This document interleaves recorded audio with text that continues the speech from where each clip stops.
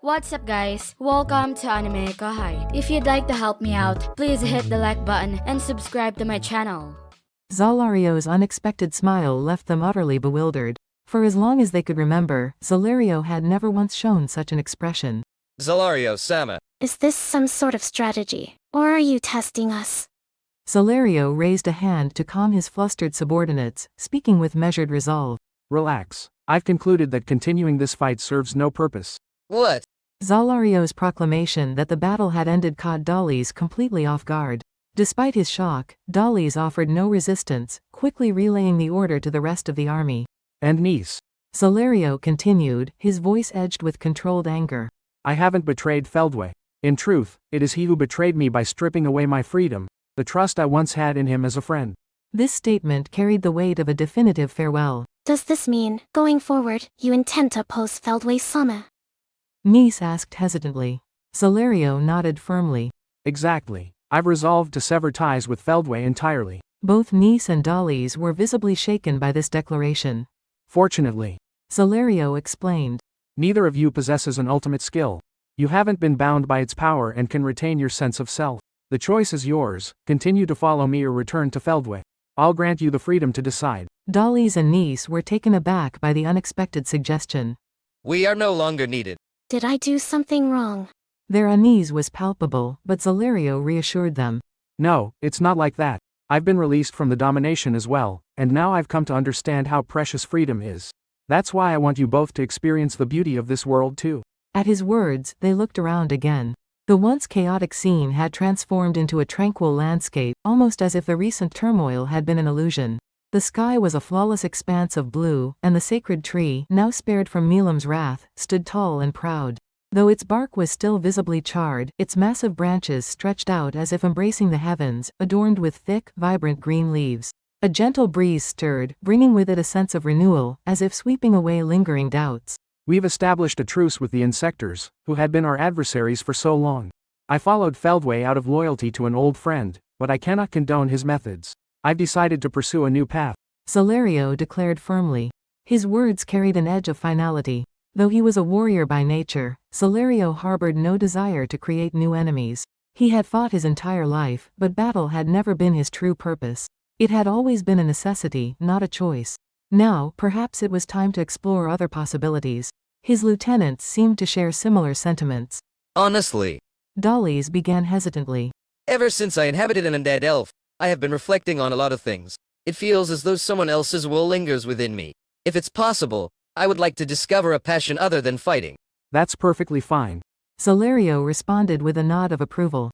I don't have any particular thoughts on the matter. Niece said. I just wish to continue serving Zalario-sama. With a small smile, Zalario accepted their decisions. So be it. He was resolute about living a life of freedom, but it wouldn't be one of neglect. He had no intention of abandoning those who stayed loyal to him.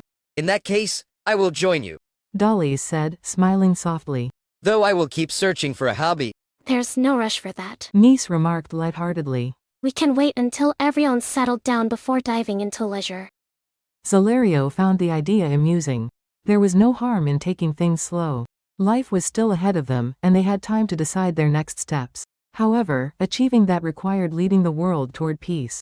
Then it seems we've identified our new purpose. Zalario said thoughtfully. The world was breathtakingly beautiful, and Feldway's inability to appreciate it was inexcusable. To Zalario, Feldway's actions disrupted the natural order. As a former friend, I cannot stand by and let him ruin everything, Zalario resolved. Listen up. Feldway is the enemy. Together, we'll put an end to his delusional ambitions and restore balance to the world. Understood. Zalario's forces were as synchronized as the gears in a well-oiled machine. Once Zalario gave the order, his entire army disarmed without hesitation. I see no merit in continuing this fight. What about you? Zalario asked as he approached Elmisia alone. I agree. She replied. It didn't look like you were particularly fond of this conflict either. Let's call it a draw.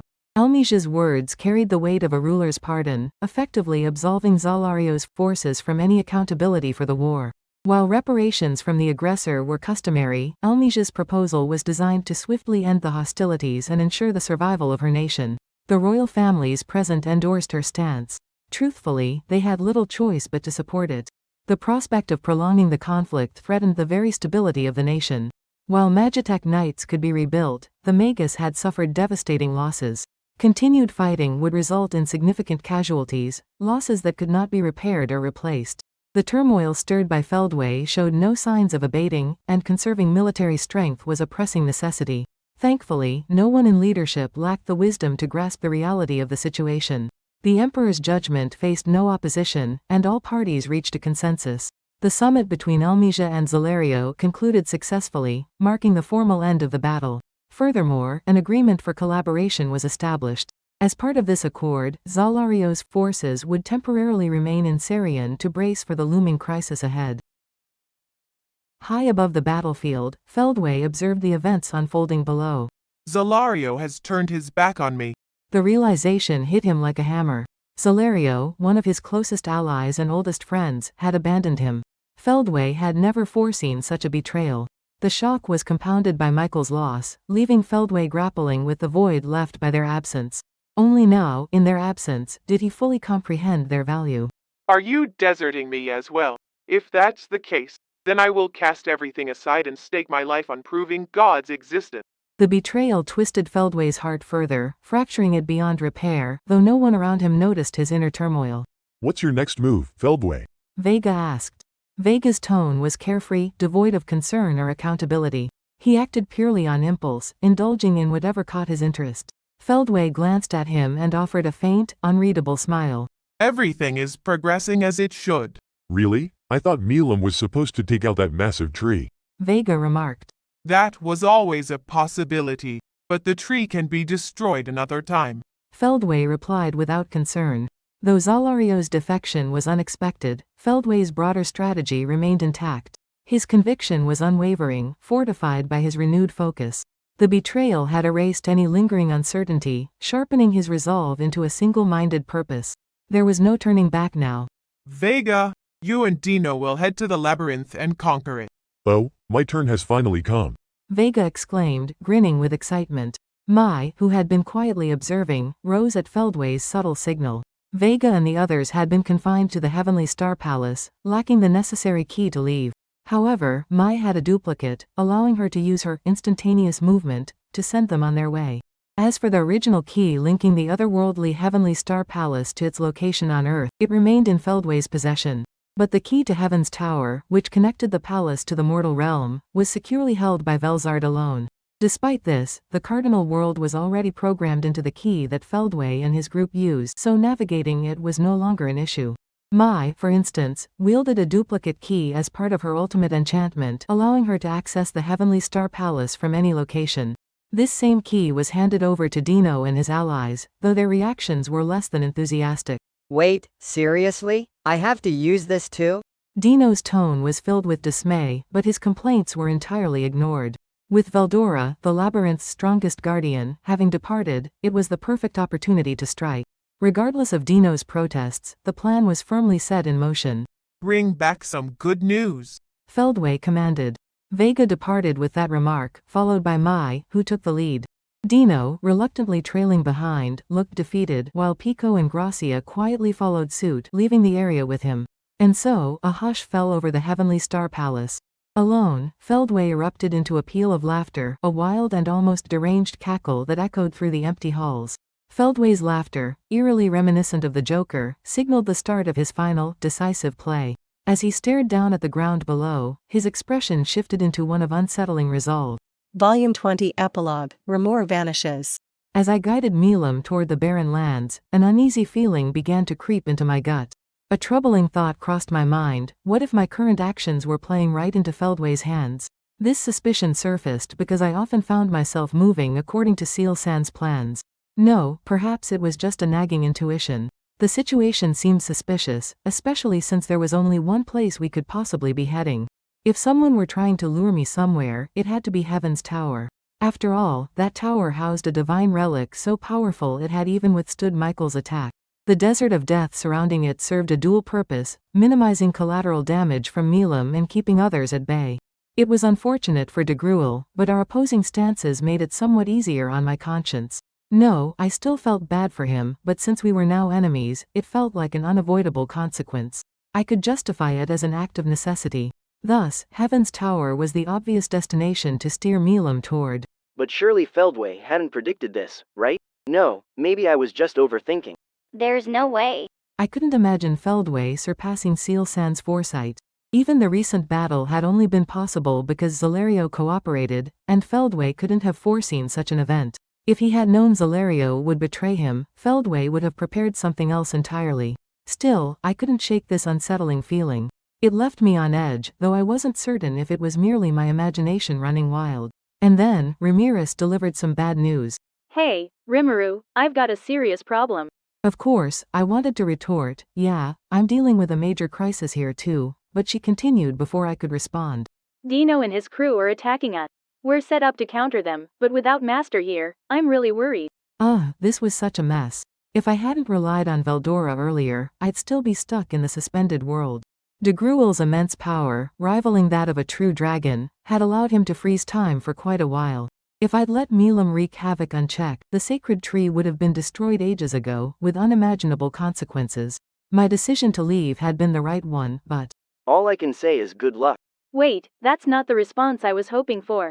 Look, I understand, but I'm doing everything I can to handle Milam right now. I can't reach Benimaru either. If you don't come back soon, I'll really be in trouble. I knew Ramiris was worried. Benimaru was likely unreachable because he had overexerted himself. I had already confirmed he was safe, so I believed he would recover soon since his condition wasn't life-threatening. For now, just hold on and do your best, okay? Fine, but seriously, please hurry back. After much grumbling and venting, Ramiris finally ended the communication. I wished she'd show a little more empathy for my situation. That said, there was no denying the gravity of the circumstances. Guy and Velzard's battle raged on without any resolution in sight. The Labyrinth had been infiltrated, and the conflict there was bound to escalate. Milam was still out of control, and I hadn't the faintest idea of how to subdue her. If only someone could hold Milam off for a moment, the Regalia Dominion might be able to stop her. On a personal level, I wasn't thrilled with the idea, but in the worst-case scenario, it couldn't be avoided. Still, it was a problem that no one was available to stop her. A big thanks to the AnimeKouhai patrons who made this video possible. Jared Bressler, Speed Saber, Curtis Loban, Judah Herrera, Just a Guy, Miss L.W. Hernandez, Jason Martin, Zach Rosen, Jerry Sladek, Ray Perez, Jay, Donald Williams, Day of Light, John M, Godman Gaming, Markithian Tidwell, Adrian, Kumo, T. Bush, JV, Thomas, Christ, Joshua Cousins, Jose Hernandez, Khalid, Christian Deshazer, Divine C. Harris, Montyboy98, Ruben, Yuki Iki, Gray, Isaac, Koala King 93, Quilly Buckner, Alver, Normal Defate, Joshua Andrade, Gary Miles, Dragon Spawn 666, J. Rule, Nate, Leiron Sangkap, Lucas Guet, Jason Martin, Foolish Prophets, Sky T, Andre Hamilton, Martin Ramos, Emperor WSA, Miko Espinosa, George Hage, Gobi Lin, Pratik Bandari, Ara Dare, Faiz Mansour, Jackson Early, Carl Stephen Bernadel, Gareth Hashimoto, Steven Madison, Marl Barsha, Ralph Ignacio, Efrain Hernandez, Luca Gaming WTF, William Locke, Kamal Luke, Elvin Quarty, Ian Sikibiol, Thanacorn Lee Sawat, KACP9R, The Harv, Drayden Yamauchi, Karam Faraj, Joshua Wolf, Ace Ventura. Thank you so much for helping out. I'll see you guys in the next video.